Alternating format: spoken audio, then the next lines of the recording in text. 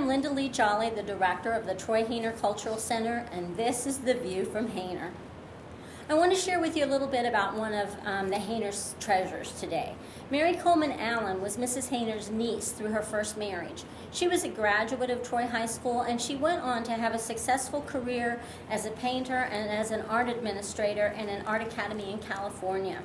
Several of her paintings hang in the Hayner Center, most notably a collection of miniature portraits, finely crafted in oil on ivory. It is in her honor that the Hayner is developing the MCA Art Academy, which offers a wide variety of classes and arts experiences to the community. With us today is our art education coordinator, Susan Kramer, and a couple of our talented instructors. Susan, can you introduce our guests? Yes. Today we have Rosie McCrady. Good morning. Good morning. Good morning. She and her husband Bob teach ballroom here at the Hayner. They teach all three levels of dance and over 15 styles of dance. Oh. And next we have Donna Pierce-Clark, who is currently teaching watercolor, and she stopped in from her class to talk to us today. So she'll be telling you about some new classes she'll be teaching here at the Hayner. And Leona Sargent, and she is the exhibit coordinator here at the Hayner, but she also teaches art history classes and lectures at schools in art history, and she also teaches a variety of art classes for kids of all ages. Well, welcome everyone. We also have Terry Lynn Meese with us today. She's our program coordinator. So good morning, Terry Lynn. Good morning. Donna, you have been kind of a cornerstone of our art class for quite a while, teaching watercolor classes in particular. Can you tell us a little bit about why you chose, as an artist, why you chose watercolor as your media? I've been doing watercolor for a very long time. I started as an oil painter and developed allergies to that, so I went to to watercolor.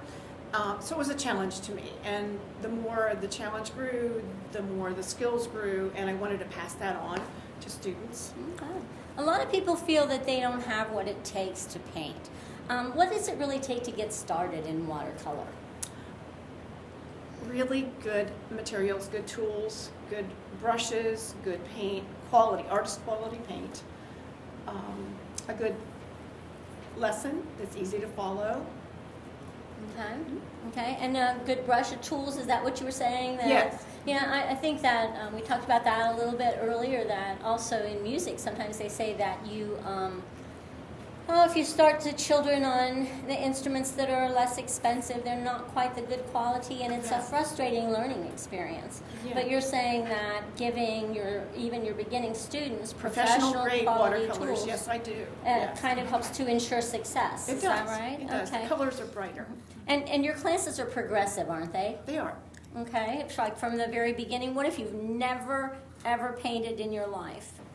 It's fine. It's very easy. I try to make it as easy as I can, along with providing the professional side of it. I also give a pattern that the beginners can trace and step-by-step instructions, but then as the classes advance, then I let loose of it more and more and more, to the point that by the time they get to the advanced class, they're working on their own, and right now those students are winning awards. Oh my, yeah. And every now and then we do put student art on the wall in the art studio, so I have seen some of the results of these classes, and your students are producing art, and they're beautiful paintings, very colorful. Thank you. Well, thank you very much for your time today. We know you have a busy schedule and you need to get back to your class, but we appreciate your taking time with us. Thank you very much. Leona, you've added a new dimension to the class program this time, teaching both art history and appreciation classes for adults and children. It seems like every session you're sharing insights that make fine art more accessible for people. What are you planning to explore this winter? Well, several things this winter. We'd like to look at a few things that I did last quarter. We're going to explore what makes a successful art forger. And we're going to look at art forgeries and forgers that have done it, and why they became forgers as opposed to becoming artists in their own right, because most of these folks could have been. They Let's- were that I was gonna say, good. but let's be clear, we're not teaching how to forge. Is No, that no, we're not teaching how to forge. We're teaching the effect that it's had on art history, and prices, and yeah. even now, with a very good forger just a few years ago, who got caught just a few years ago, now it's hard to find somebody to appraise art because they're afraid they're going to say that that fake is an authentic work because some of these forgers were that good. Oh, wow. We're going to look at art from a mother's perspective, the art of Kathy Kollwitz. She was a German artist who survived both World War I and II, and she drew and painted what she saw around her. The children that were orphaned, the wives that were left widowed. This is what she looked at. She made art for her own son who was killed in World War I. We're going to look at the connection between great creative genius and mental illness. There are now studies in universities and colleges that are studying this connection. So that one's kind of a controversial subject. We'll look at the nature of Impressionism, and we're going to glimpse into the Renaissance. So that's 5 different art history lectures. Wow. See, and that's amazing because, we've always taught the classes and encouraged people, even if you don't think you have a lot of art skill, there are beginning classes on the program encouraging people to just try, to see, explore their own self-expression, explore their own creativity. But if these classes add a dimension where even if you feel like you are not brave enough, bold enough to step in there and try the techniques for yourself, that it brings a greater appreciation of art, to people, and with greater, understanding comes greater appreciation. You enjoy it more, I think, if you know more about it. So, so those are great. And you're teaching art classes for both children and adults too, aren't you? Just Technical children. Classes. Children? Just what children. are you teaching this time? Well, and also I always include a little art history lesson with my drawing classes for the children. Okay. The first lesson is for younger kids, and it's called Back to the Drawing Board or the Cave Wall. We'll put paper on the wall where there's a rough surface, like it is a cave, and I'll talk to the kids about line drawing and then show them some pictures of cave art. Good. So we're exploring our basic instincts then. That's Correct. Great. That's Correct. great. Susan, these are just 2 of the many fine instructors that we have. What are some of the other art classes that are being offered this time? Well, there's too many to mention, but we do have some new art instructors. Christy Gluck, who's been teaching drawing here at the Hayner this last term, and she's got a new class called Drawing from the Right Side of the Brain. And she's also teaching some classes on about artist Georgia O'Keeffe. We also have a new artist, Deb Ahmed, I'm sorry. Yeah. And she's teaching what she calls 3 traditional art forms or craft forms. She's teaching calligraphy and paper filigree, which some people know of as quilling, and also paper silhouette cutting. Now you put examples of these, a lot of the art instructors' works right on the website, don't you? Yes. So people that look on the website can read not only the descriptions of what the class is about, but can actually see examples of the goals or the artwork that we're shooting towards, or the quality of the instructors that we have. Right. We put at the website. We also, of course, have our brochure that everyone is familiar with. But at the website, we include brief biographies of the instructors and pictures of what the work, some idea what the project's about, and more extensive description of what the art project is. Beautiful work, and adds a lot of color to our website too. There's another side of the class program at Hayner. Curiosité is Leonardo da Vinci's expression for an insatiably curious approach to life and an unrelenting quest for lifelong learning. And so these classes explore other art forms such as dance and classes in computers, healthy living, self-awareness. We teach just about anything on that side of the class. But today we have one of my very favorites. Today we have our ballroom dance instructor with us, Rosie McCready.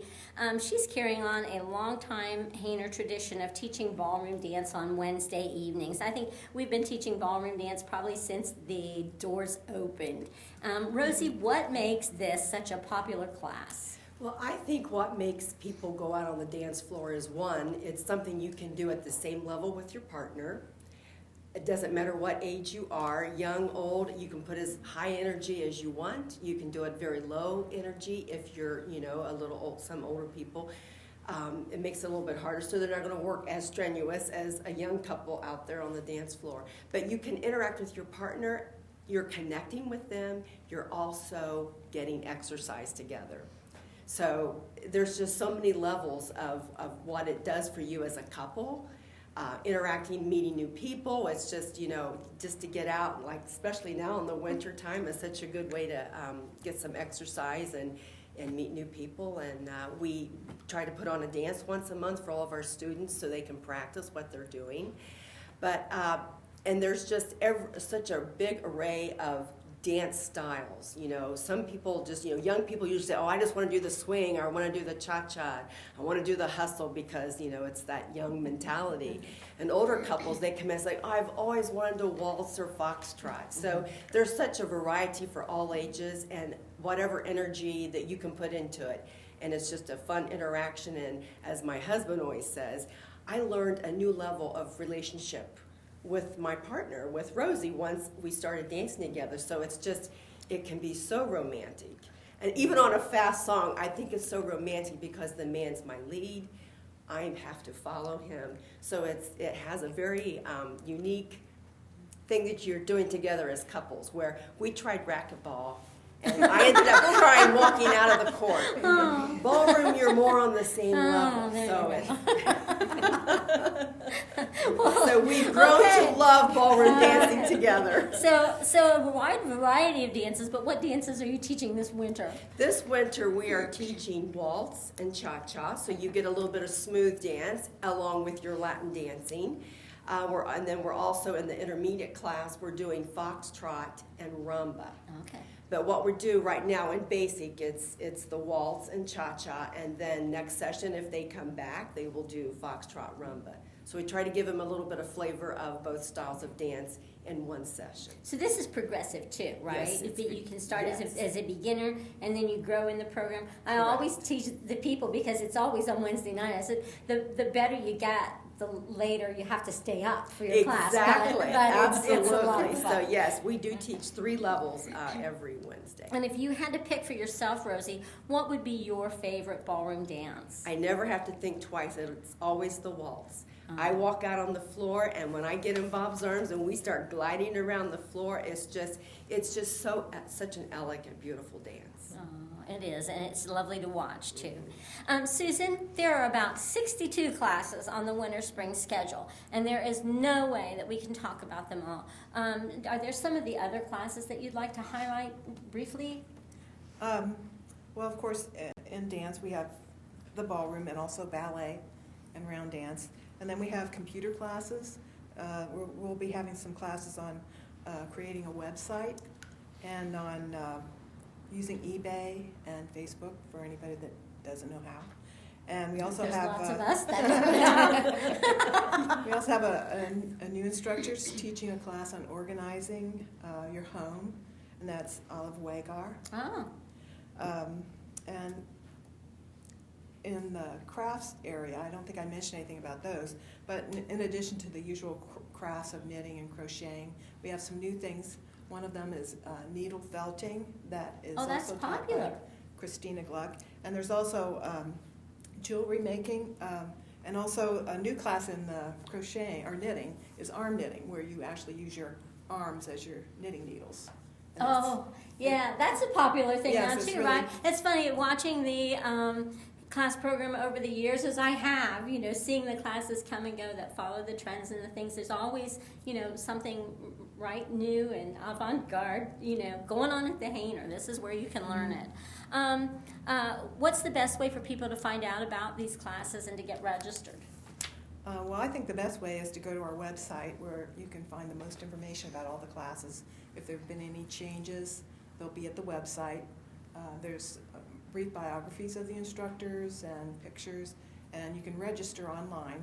You can also you can call us and register over the phone or drop in. Of course, we have our class brochure that you can pick up here at the Hayner. Or call and have one mailed to you. We'll be happy to send it out. We want to make it as easy as we can because we want as many people as possible to come and take advantage of these opportunities. And then, of course, the class program is just one of the many opportunities that take place starting in January here at the Hayner. So, Leona, we have a lively film series going. We do. Our next film will be in about 3 weeks. Okay.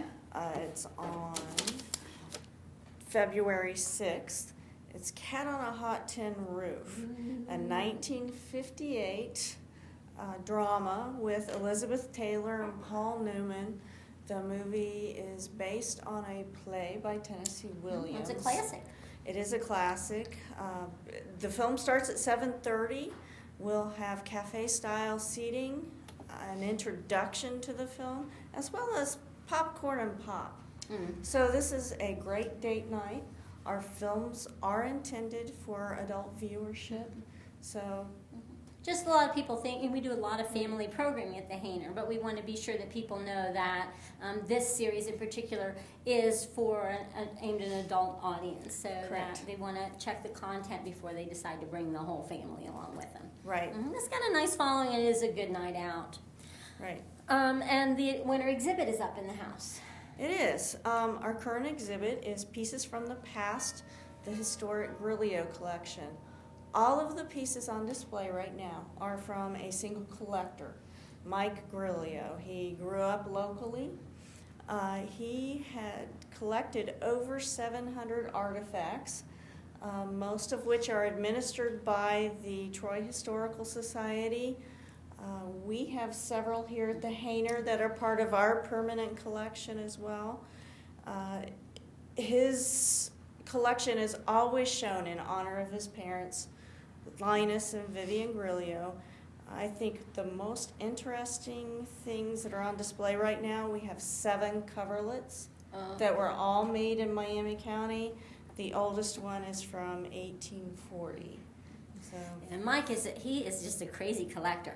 He has spent his whole life, adult life, pursuing anything that says Troy. If it's got the word Right. Troy on it, he goes after it. And it is a truly amazing collection. It'll be a fun time this winter to come on out, and especially for people that were raised in Troy, to see this piece of Troy history, or people that are new to the community that want to know what Troy's all about. And so Right. it's a good Right. time to come. Right. Yeah, and Terry Lynn Meese is with us.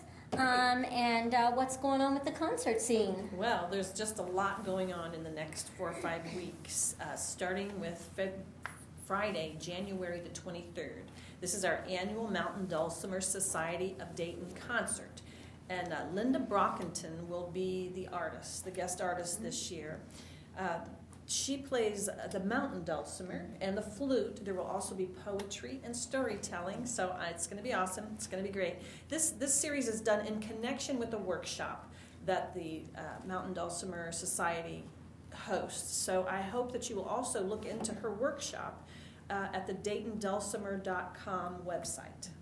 Now, they always bring in the artists that they bring in. We do this concert with them. We've been doing it for years in January. Great way to beat cabin fever. Yeah. And the performers that they bring in are award-winning folk performers. So they always bring in somebody that's a name in the folk community, really talented, and they always put on an excellent show. Always. This concert is so well attended. I always recommend that you come early in the evening. It starts at 7:30, but I mean, you might want to get here at 6:30. I don't know, because it just fills up so fast, and we end up having to turn people away. So I suggest you come early. Okay, and you have another concert that week. All right, Tuesday, January the 27th is our drawing room concert series. It's the Western Ohio Tuba Quartet, and that will be here in the East Room. The Western Ohio Tuba Quartet is a group of 4 guys who were music educators: Francis Laws, Ted Shuttleworth, Michael Galou, and Denny Seafried. There are 2 euphoniums and 2 tubas. It is a fun concert for January because it's a big brass sound. You would think it would be kind of painful, but there's such exquisite musicians that it's just a beautiful sunny brass sound, And it's hard to imagine that that particular ensemble would even be musical, but they are. It is. They It's are. lovely. They play classical as well as modern American composers. Fun group. It's really a fun That's a lot of concert. fun. Now, it seems a little early to be talking about Valentine dinner, but registration is open, isn't it? It really is. The Valentine dinner this year is going to be Friday, February the 13th, or Saturday, February the 14th. Right on day. Our artist for the entertainment is Robert Post. He's a comedian, absolutely hilarious person, somewhere between like circus meets slapstick. It's really hard to actually explain and define what he is. He's just spontaneous and charismatic and absolutely silly. Very creative. Right. Fun show.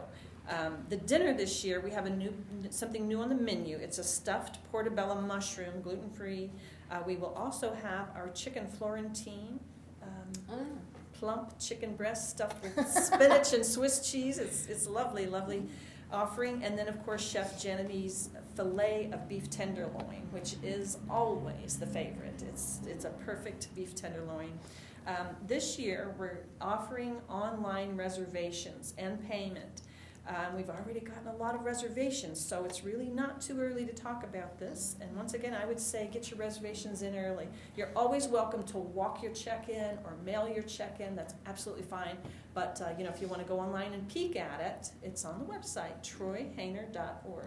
That's great. And that this is a 2-night event because of its popularity. Yeah. So you don't want to wait too long, No. or you'll end up missing out. Yeah. But people party at the Hayner all the time, and this is just a great time for any of us, all of us, to come and party ourselves at the Hayner. It's so much fun. Yeah, So an much fun. invitation to an elegant dinner at Hayner home. It is so lovely. We end up seating people on both the first 2 floors, and then we all go upstairs for the show. It's just a delightful evening, and I want to say that you don't have to be couples to enjoy holiday Yeah, or we have- Valentine dinner and a show. There are so. several groups that come every year that are just buddies. Just come with your buddies and just absolutely fun evening. Yeah, I know we have at least one patron that says he always likes to just buy the table. Yeah. He buys a table for 6, and then he decides which of his friends and family he's going to bring along as guests. So it's a lot of fun. Well, winter is. Oh, you have a family program too. Yeah, let's talk about Zach Let's Morton, do real the quick. family concert. It's Saturday, January 31st. Bring your kids, bring the grandparents. We'll have refreshments afterwards. Zach Morgan's fun guy. Has several original songs like The Case of the Dry Markers, White Shark Chum, and like Snow Day. Just a fun concert to bring the family. Now, and we call this a family concert. I mean, children are always welcome to the concerts at Right. Hayner, and we want to, get kids interested in music and build audiences. But this one is actually aimed for the family. Right. This is bring the kids, but it's a performer that the parents are going to enjoy, grandparents are going to enjoy. Everybody's going to have fun at Zach's concert, right? Absolutely. So it'll be a great night for families. So, winter is such a great time to try something new or just to visit the Hayner House. And attending a free concert or films is a great way to cure cabin fever. No matter how cold it gets outside, it's always nice and warm at the Hayner Center. I'm Linda Lee Jolly. Thank you all for coming today. That's The View from